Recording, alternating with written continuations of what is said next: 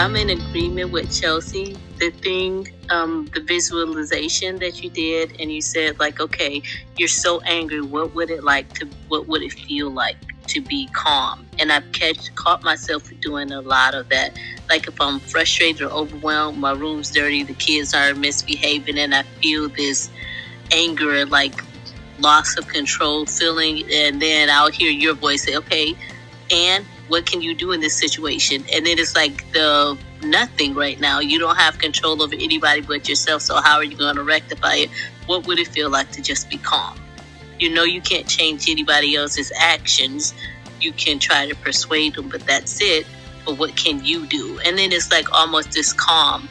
And I haven't done a lot of the testing. I've done on and off testing, but the affirmations, I catch myself not, like, sometimes when your kids get so overwhelming, you just want to knock them down. Sometimes I get to that point, and that feeling that I once had to lash out or try to prove my control over them, it goes away almost. It feels like it shows up and then dissipates in that same breath. And then I talk to them like, okay, you've done this. You weren't supposed to do it. What did you just lose in that moment?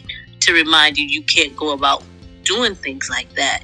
So the way that I've handled them, and even when I've seen my husband start yelling and getting frustrated with them, I was like, I grew these little ones inside of me. I don't have control over them. So you definitely not going to have them once they're out.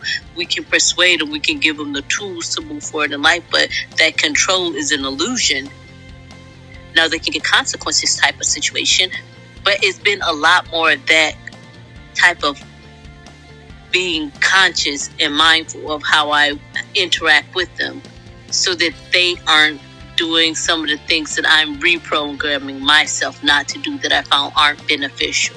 So yeah, a lot of the times when it comes to the yelling, the screaming, the overwhelmed, it's like, how would it feel, Tonya, in this moment, not to be this angry, not to be this overwhelmed? And then it's like, what do we have to do? Accept that everything everyone's doing has shit to do with you. What are you going to do? And then it's a calm, and I start giggling like a kid, like, oh, this is working type of situation. I'll just be laughing about it, because who would have thought all you have to do is change the way you think, the trajectory of everything else will change. The emotions that you're frustrated about, and it's not even like it feels like the volcano aspect where you're pushing them down. It's just an acceptance of who they are and what they're doing, and what tools you can give them, and what tools they're utilizing, how you can make that better for them.